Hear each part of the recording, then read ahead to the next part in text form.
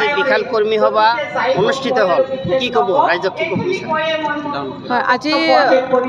নতুন বছৰ আৰম্ভণিতে পাকা বেতবাৰী দাঁতিৰবৰী সমষ্টিৰ এখন কৰ্মী সভা আমি অনুষ্ঠিত কৰিছিলোঁ বা হৈছে আজি ইয়াতে যিটো দেখিছোঁ একেবাৰে সভা গৃহৰ আৰম্ভৰ পৰা শেষলৈকে গোটেইখিনি আমাৰ কৰ্মী গতিকে কৰ্মীসকলৰ যিটো উৎসাহ বা তেখেতসকলে যি ধৰণে আমাক সহায় সহযোগ কৰিছে আৰু যিটো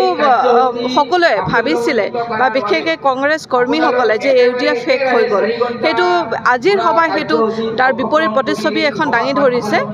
যে ইয়াতে কৰ্মীসকলৰ মাজত যিটো উৎসাহ আৰু ইয়াতে তেখেতসকলৰ যিটো উপস্থিতি সেইটো সকলোৱে বুজি পাইছে যে UDF আৰু নতুনকৈ আৰু আগতকৈ বেছি উদ্যমেৰে আগবাঢ়িছে সন্মুখত যিহেতু পঞ্চায়ত নিৰ্বাচন আপোনালোকে কেনেধৰণৰ ৰণনীতি এইবাৰ লৈছে পঞ্চায়ত হয় আমাৰ এইবাৰ পঞ্চায়তৰ নিৰ্বাচনৰ ৰণনীতি বুলি ক'বলৈ গ'লে আমি সন্মুখত আমি আশা ৰাখিছোঁ যে আমি মেক্সিমাম আমি যিমান পাৰোঁ ৱাৰ্ড মেম্বাৰসকলেও জিকা আনিবৰ বাবে আমাৰ জিলা পৰিষদৰ সদস্য বা জিলা পৰিষদৰ আমাৰ কেণ্ডিডেটসমূহ যাতে জিকে সেই হিচাপে আমি ৰণকৌশল ইতিমধ্যে প্ৰস্তুত কৰি আছোঁ ৰাইজৰ মাজত বহিছোঁ ৰাইজৰ লগত কথা পাতি আছোঁ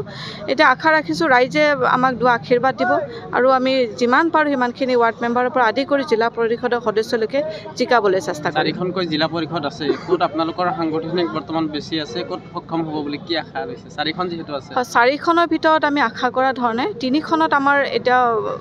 মানে ৰাইজৰ সঁহাৰি যথেষ্টখিনি পাইছোঁ ৰাইজে বিচাৰিছে আমি যিকেইগৰাকী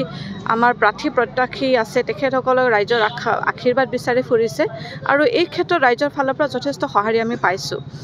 এই চাৰিখনৰ ভিতৰত বিশেষকৈ আমি তিনিখনত ৰাইজৰ ফালৰ পৰা যথেষ্ট সঁহাৰি আমি লাভ কৰিছোঁ ইয়াৰ স্থানীয় বিধায়ক তেখেতৰ যি জিলা পৰিষদ এলেকা পহুমৰা ভাষণ প্ৰসংগত কেইবাজনে কৈছে এইখন পহুমৰা জিলা পৰিষদ আপোনালোকে এইবাৰ UDFত দখলত ল'ব হয় চাওক ইলেকশ্যন খেলাৰ অধিকাৰ সকলোৰে আছে